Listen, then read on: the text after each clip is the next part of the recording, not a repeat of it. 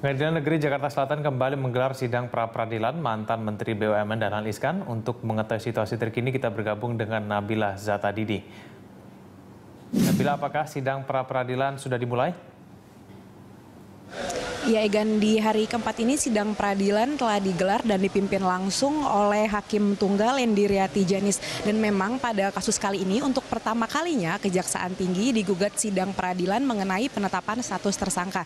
Dan pada kali ini adalah penetapan Dahlan Iskan sebagai tersangka dalam kasus pengadaan 21 gardu listrik di Jawa, Bali, dan Nusa Tenggara. Dan kemarin ini Kejaksaan Tinggi telah menyampaikan duplik atas replik yang disampaikan oleh pihak pemohon di sidang pra-peradilan hari kedua.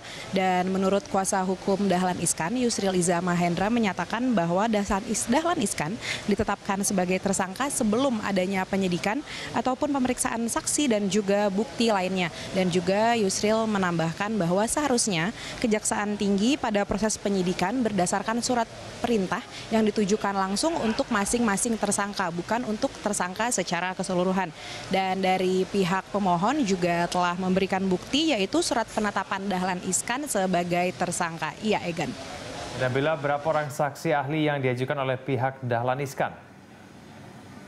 Iya, Egan, pada hari ini terdapat 3 orang saksi ahli dan keseluruhan tiga saksi ahli tersebut adalah ahli di bidang tindak pidana, dan ketiga saksi ahli tersebut berasal dari 3 instansi yang berbeda. Dan 3 saksi ahli tersebut didatangkan untuk menjelaskan mengenai bagaimana proses seseorang ditetapkan sebagai tersangka dan apakah penetapan Dahlan Iskan sebagai tersangka sudah sesuai dengan prosedur. Dan berikut adalah sedikit pernyataan dari salah satu saksi ahli. Terkait dengan masalah pra-peradilan, itu sekarang jadi sengketa apakah hakim pra-peradilan atau lembaga pra-peradilan boleh memeriksa substansi atau perkara atau menyangkut pokok perkara atau tidak. Ada yang berpendapat satu, tidak hanya prosedur administratif ya. Yang kedua adalah ya bisa masuk sampai pokok perkara, hanya sampai pada pertimbangan pokok perkara sampai pada penetapan seorang jadi tersangka. Ya, dan sampai saat ini dari pihak pemohon belum akan mengajukan saksi fakta. Namun dari informasi yang saya dapatkan bahwa dari pihak Kejaksaan Tinggi akan mengajukan saksi fakta pada hari ini ataupun esok hari.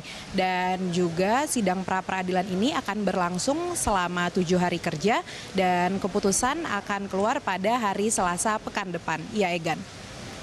Baik, terima kasih Nabila Zatadini dan juru kamera Franky Menta dari Pengadilan Negeri Jakarta Selatan.